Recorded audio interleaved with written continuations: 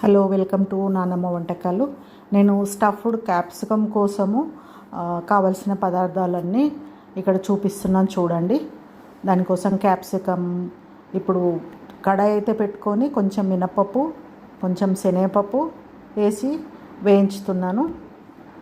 మంచి స్మెల్ వస్తుంది వేయించుతుంటే.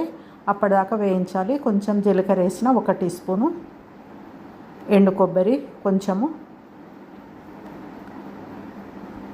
నేను అన్నీ అందాజాతోటేనండి, వెయిట్ చేసి అయితే చెప్తలేను మీకు. చూడండి, అవన్నీ వేగి చల్లగైనాక పౌడర్ చేసుకోవాలి.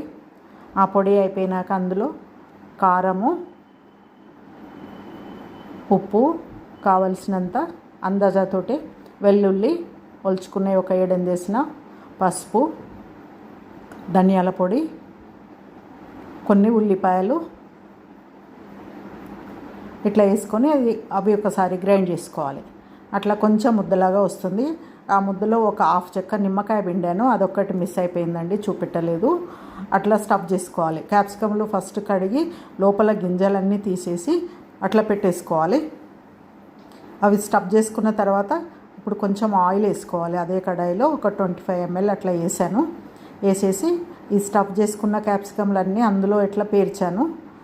మూత పెట్టేసుకోవాలి. కొద్దిసేపు మూత పెట్టి మళ్ళీ కొంచెం అయినాక మళ్ళీ ఇంకో సైడ్ మలుపుకోవాలి. మనం స్టఫ్ చేసిన ఉంది కదా, అదంతా బయటకైతే ఏం రావట్లేదు. లోపలికి పెట్టాం కాబట్టి మంచిగా గట్టిగా ఉంది కదా. లిక్విడ్గా ఉంటే బయటకు వస్తుంది, పొడి పొడిగా ఉన్న వచ్చేది. కొంచెం ముద్దలాగా అయింది కదా ఉల్లిపాయలు వేసేసరికి. చూడండి, అట్లా వేయించుకోవాలి. అన్నీ మంచిగా అట్లా వేగుతున్నాయి చూడండి. కొంచెం కరివేపాకు వేసిన. ఇప్పుడు ఆ మిగిలింది కొంచెం మన స్టఫ్ చేసిన మెటీరియల్ ఉంది కదా, ఆ మసాలా అంతా మళ్ళీ కొంచెం వేసిన. వేరే గరం మసాలా అయితే ఏం వేయలేదు నేను, ఓన్లీ ఒక వెల్లుల్లి వేసాను అంతే.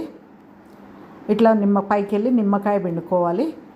నిమ్మకాయ పిండుకొని కొంచెం కొత్తిమీర వేసుకోవాలి. ఒక నిమ్మకాయ పట్టింది నాకు మొత్తంకి. ఇట్లా మళ్ళీ అంతా కలిపేసుకొని మనం స్టవ్ ఆఫ్ చేసుకుంటే మనకు కూర రెడీ అయిపోతుంది.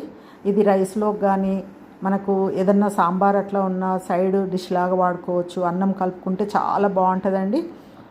ఇట్లా ఉంటుంది, చపాతీకి కూడా చాలా బాగుంటుంది. నేనైతే అట్లా ఆ విధంగా కొంచెం టేస్ట్ చూశాను. చాలా చాలా టేస్టీగా ఉంది. మీరు కూడా చూడండి, చేయండి. వెరైటీగా ఎప్పుడు ఒకే మసాలా కాకుండా ఇట్లా చేసుకోండి, చాలా బాగుంటుంది. Thank you for watching.